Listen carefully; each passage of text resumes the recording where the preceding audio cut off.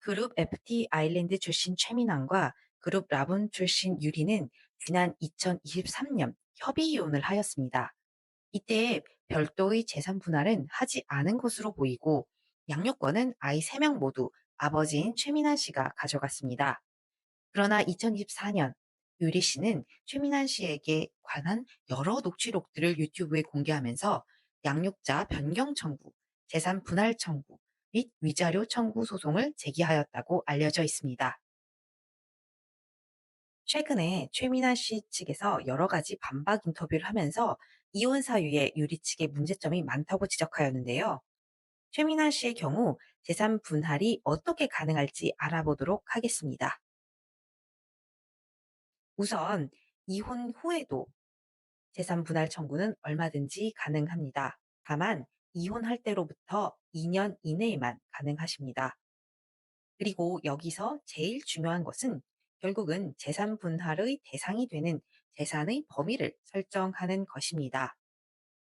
우선 FT 아일랜드 최민아 씨의 강남 단독주택 38억에 매각한 것이 재산 분할에 있어 가장 중요한 재산이 될 것입니다. 결혼 전인 2015년 12억 5천만 원에 매입한 뒤 단독 명의로 보유해온 서울 강남구 율현동 소재의 단독주택을 이혼 후 2024년 12월 가수 윤하에게 38억 원에 팔았습니다. 최민아 씨는 약 9억 원 정도의 대출금을 안고 이 주택을 마련한 것으로 보이는데요. 2015년에 단독으로 대출까지 받아서 마련한 부동산을 2017년 결혼하여서 5년 동안 혼인을 유지한 배우자가 재산 분할로 이를 받아갈 가능성이 과연 얼만큼일까요? 재산 분할의 대상이 되는 재산이 얼마냐, 어디까지냐에 해당하는데 유리 씨는 10억 재산 분할을 요구한 것으로 보아 38억 부동산에서 양도세와 부채를 제외한 양도 차액에 대한 2분의 1 정도를 요구하는 것으로 보입니다.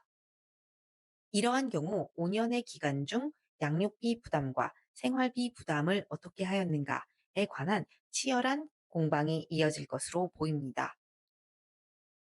서로의 계좌 내역, 카드 내역 다 증거로 제출되겠습니다만 혼전의 단독 취득한 부동산에 대하여 재산 분할 비율 50%가 혼인 기간 5년 배우자에게 인정되는 경우는 거의 없습니다. 그렇기 때문에 재산 분할을 반 정도 받은 것은 힘들고 이러한 재산 분할의 비율은 40% 아래가 될 것으로 보입니다. 지난 2024년 11월에 나온 이와 비슷한 이혼 재산 분할 판결입니다. 동일하게 혼인 기간 5년이었고 혼인 전부터 일방 배우자가 단독으로 보유한 아파트가 한 채 있었고 재산 분할의 대부분을 차지하는 것이 바로 이 아파트였습니다. 이 아파트는 결혼 전부터 일방 배우자가 단독 보유하고 있었으며 대출 담보도 단독 명의로 취득하였고 상대방의 채무도 갚아주었는데 재산 분할은 65대 35가 나왔습니다. 상당히 후하게 나온 것이라고 볼 수 있는데요. 이와 비슷한 재산 분할의 상황에 있는 유리 씨와 최민아 씨의 경우도 재산 분할 또한 이러한 비율 언저리에서 결정될 것으로 보입니다. 이러한 판결들에 따를 때 혼인 기간 중 어떻게 경제적으로 서로 부양하였는지, 누가 더 경제적인 책임을 많이 졌는지 이러한 것을 구체적인 증거에 따라 입증하는 것이 필요하고 재산 분할의 관건은 이러한 분야에 있으므로 이 부분을 가장 강력하게 구체적 증거로 입증하는 편이 재산 분할 소송에서 유리하게 될 것입니다. 이혼은 시간이 지나면 상처가 옅어지지만 그 상처를 빨리 치료할 수 있는 것은 이혼에서의 재산 분할입니다. 재산 분할은 이혼 소송에 있어 제일 중요하고 치열하게 적극적으로 다투셔야 합니다.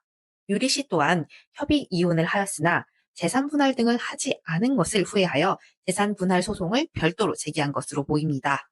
그 증거 수집에 있어 어려울 수밖에 없고 그 준비도 쉽지 않을 수 있습니다. 이혼을 준비하셨다면 나의 미래를 위한 준비는 재산 분할 소송밖에 없습니다. 여기까지 각종 재산 분할을 전문으로 하는 김현정 변호사였습니다.